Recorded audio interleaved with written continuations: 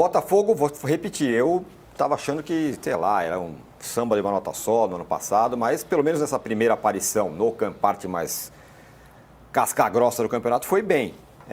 Mas queria que você falasse também do Palmeiras, decepcionando, torcida vaiando, Abel retrucando e por aí fora. Até do campo dá para falar que tá meio marrom o campo, né? Era um cortiçado, não era um gramado. Cortiçado. Tinha cortiça. O cara caía no chão, ficava cheio de cortiça na testa, no rosto, na perna, no uniforme. Cara, passar batido de um negócio desse não dá. Ontem nas transmissões, dois canais transmitindo, né? Um aberto e um fechado, mesmo grupo. Eu zapiei para ver os dois repórteres que cobriam o Palmeiras, cada um numa transmissão, deram a mesma informação, passada obviamente pela assessoria do estádio. A informação é passada e ninguém pergunta nada. Fica, mas é isso aí? Não, mas conforme o jogo passa, o gramado vai assentando. Legal. O jogador profissional joga na cortiça para assentar. A função dele é amaciar o gramado. Não dá para passar batido depois de toda a discussão que houve, né? E tem gente que não gosta quando o jogador de futebol reclama de jogar no cortiçado, ao invés de jogar no gramado. Mas, enfim, essa é a primeira. O impacto não é só visual. Né? Eu gosto sempre de lembrar, né, o que o Fabrício Kika lá decifrou ao esmiuçar os relatórios da FIFA. A FIFA autoriza o piso artificial, mas ela exige, não a excelência, e sim a condição mínima de jogo. Condição mínima havia, mas a excelência acho que passa muito longe daquilo ali. Esse é um ponto, foi bom você lembrar. Sobre o Botafogo acho que manteve uma estrutura de um time que funciona, mas o acabamento caiu muito, né? Porque você não tem mais o Almada e principalmente o Luiz Henrique. A diferença do Luiz Henrique para o Arthur é daqui lá na Rússia, onde está o Luiz Henrique agora. É muito diferente. O Arthur acertou uma jogada de várias em que o Botafogo teve oportunidade, jogadas de contra-ataque, transição e tal, entrando com muito espaço, que foi o passe do Savarino. O Savarino, não sei se o gramado tem participação ali, mas quando ele dá uma adiantadinha para arrematar, a bola escapa. E ele sentiu, logo depois dá para ver ele pondo a mão na coxa. E depois ele sai substituído, então foi o único acerto ali do Arthur no acabamento das jogadas. Então o Botafogo vai sofrer um pouco com isso. O time funciona. Agora, o adversário, o Palmeiras, né? Espaços muito fartos. Reclamaram dos dois estrangeiros, os volantes, que jogaram contra o Corinthians. Aí ele mudou. O time ficou exposto. Eram latifúndios ali. O Botafogo tinha todo o espaço do mundo. Tivesse ali o Luiz Henrique ou outro jogador mais qualificado no seu lugar, melhor do que o Arthur, acho que teria matado o jogo. Mas acabou que não funcionou. O Botafogo teve muita chance, por mérito do Botafogo, mas também acho que isso escancarou as deficiências do Palmeiras. E todas essas reclamações não são só pelo pênalti perdido pelo Rafael Veiga e a derrota para o Corinthians na final do Paulista. Você pode pegar que isso é cumulativo. É uma sequência. É uma sequência que começa em agosto do ano passado, quando cai na Copa do Brasil para o Flamengo, cai na Libertadores para o Botafogo, perde o Campeonato Brasileiro numa derrota em casa para o Botafogo. Ali foi a decisão. O Palmeiras jogava pelo empate, nesse estádio, né? E agora perde o Campeonato Paulista também nesse estádio, que o gol do Yuri Alberto foi o gol decisivo. E foi também no Allianz Parque. Então são 4 derrotas em casa que significaram sair da luta por um título, perder um Campeonato Brasileiro que estava na mão, e era um tri, e perder um Paulista que estava na mão, que era um tetra. Amigo, o cara perdeu um tri, um tetra, uma Copa do Brasil, um Libertador. Ninguém vai reclamar. Então quem é o técnico do Palmeiras? É Deus? Não, é um ser humano que acerta, que erra, e quando erra, é questionado, é criticado. Se alguém não souber conviver com isso, não sei o que está pensando da vida ou do futebol. Queria ouvir o pitaco de você, Trajano. Também sobre o Vitor Roque, né? Coitado, que ele acabou de chegar, já estão falando que não serve, que é tigrinho, que não sei o quê. Tigrinho? Não, que caiu no canto do tigrinho. O apelido dele. Não. Sim. Curiosamente, o Abel o comparou ao Mbappé, né? Isso.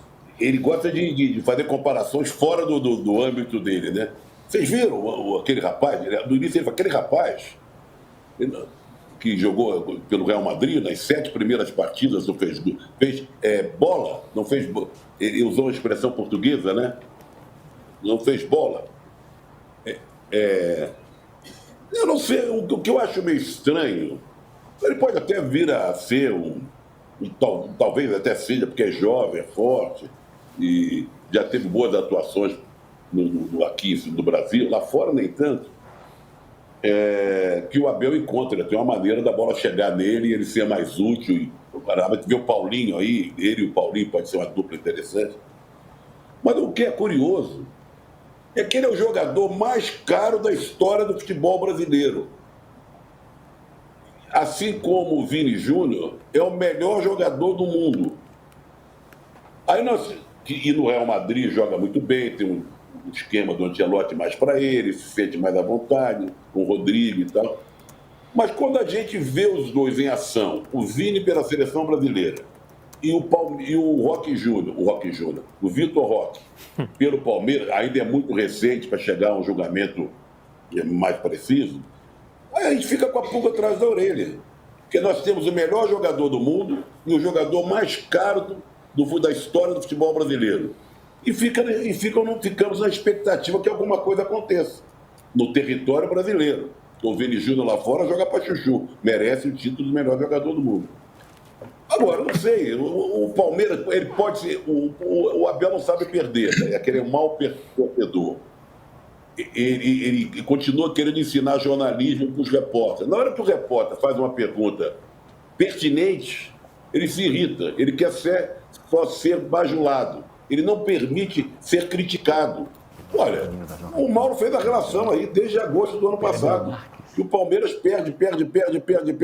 O Palmeiras seria heptacampeão se somasse o tri mais o tetra, né? E desperdiçou tudo isso. Então ele não pode ser criticado. Aí parte para cima da torcida, parte para cima da imprensa, parte para cima não sei de quê.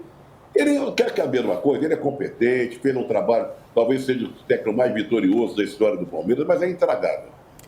O Tirone, só um detalhe, o Mbappé chegou a 33 gols esse fim de semana na primeira temporada do Real Madrid. Ele igualou a Ruud van Nistelrooy e Cristiano Ronaldo em número de gols na primeira temporada. Mais 4, ele vai se igualar a Ivan Bambam Zamorano. Mais 5, ele passa o Zamorano, passa o chileno.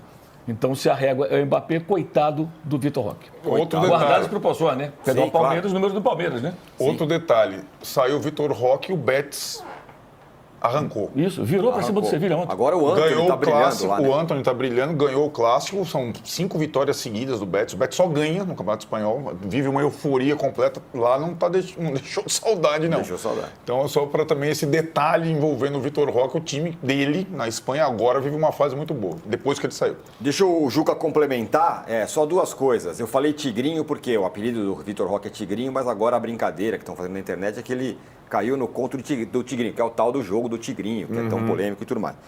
E ele foi confrontado ontem, o Juca, pelo Pedro Marques, repórter, que perguntou para ele, aí ele se irritou e tudo mais, mas queria que você desse um apanhado aí também de Botafogo, começando bem, enfim, para arrematar o Botafogo me surpreendeu, acho que deixou um recado ontem muito claro de que esqueçam o primeiro trimestre, não valeu, a gente de fato não deu pelota para isso, para o Campeonato Carioca, para as taças que a gente disputou e perdeu bizarramente. Estamos aí para lutar pelo bicampeonato brasileiro. Claro, o Mauro tem toda a razão.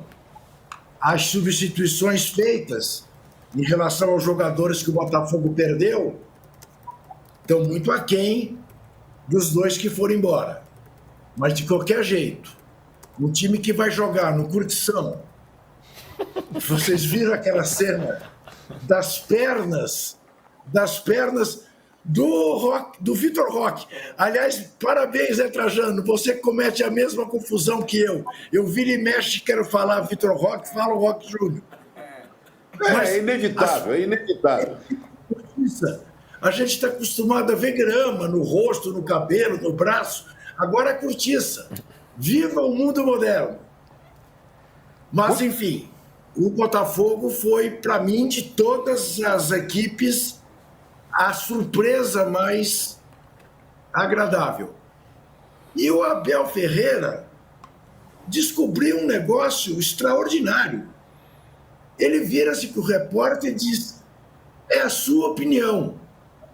Ora, ele queria que o cara desse a opinião dele. A gente pergunta a opinião do treinador.